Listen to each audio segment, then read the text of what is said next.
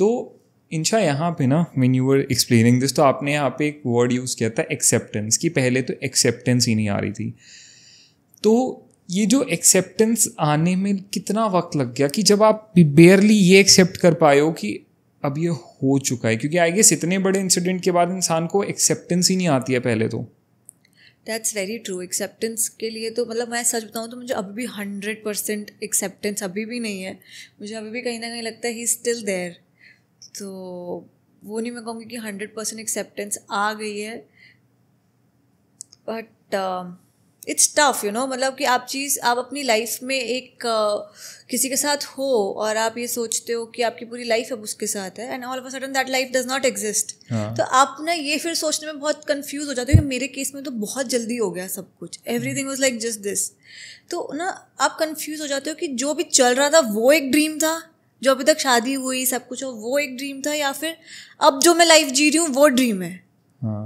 तो it's very confusing कि आप ना इतने सारे थॉट्स के अंदर you juggling, you are still trying to find answers कि क्यों, क्या, कब, कैसे। तो it's I will not say acceptance 100% मेरे को तो अभी आई है, या कब आएगी मैं इसकी भी कुछ नहीं बता सकती।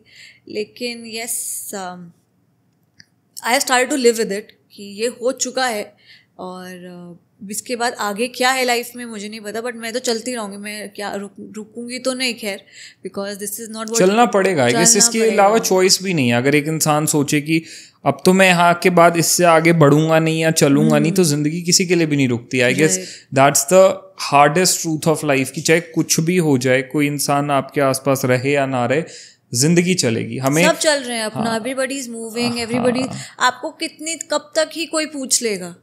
अल्टीमेटली आपको अपना स्टैंड अपने लिए और अपना लाइफ आगे खुद ही बढ़ानी है। ये एक आई गेस बहुत ब्रूटल रियलिटी है लाइफ की ही, कि हमें लगता है कि यार अगर मेरी ज़िंदगी में अब ये इंसान नहीं होएगा ना तो इसके बाद सब खत्म हो जाएगा, सब रुक जाएगा, सब बिखर जाएगा।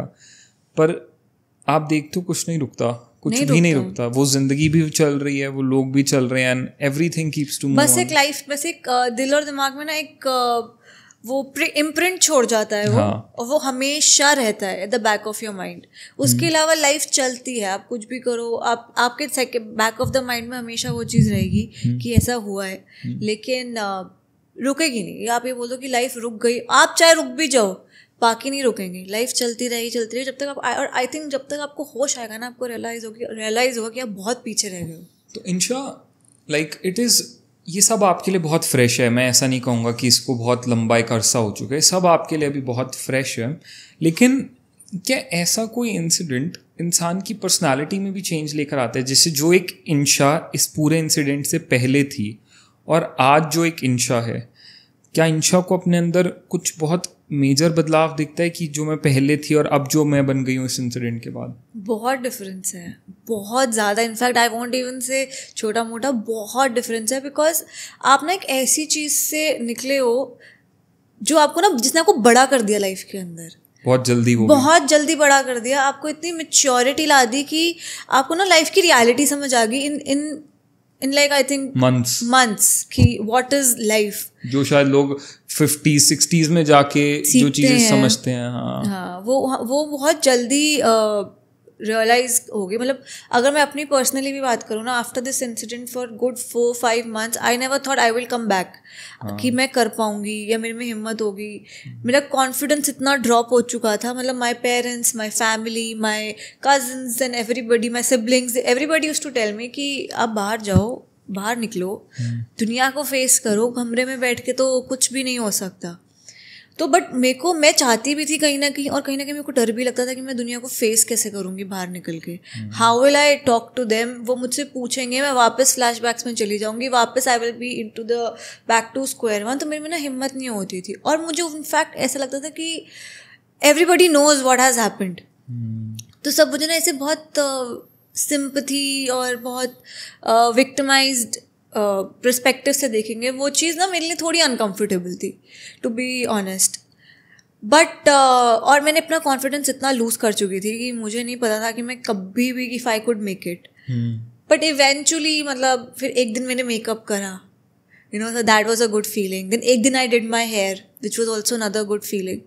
तो ऐसे धीरे धीरे 1 step at a time, 2 step at a time, फिर एक दिन में थोड़ा सा कार के राउंड पे गई, just to have eat something with my cousins.